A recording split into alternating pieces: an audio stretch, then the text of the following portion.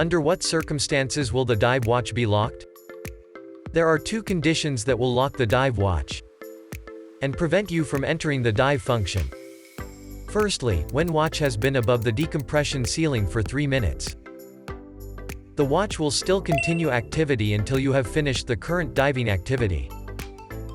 After you saved the activity, the watch will be locked for your safety.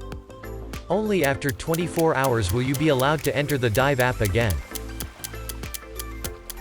Secondly, when you're using the dive watch for gauge dive mode, it will be locked for 24 hours after you finished activity.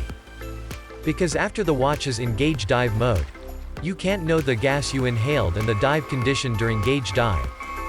For your safety, only gauge mode will be available to use for next 24 hours. Although the dive watch cannot take into account the differences of everyone, we can dive conservatively.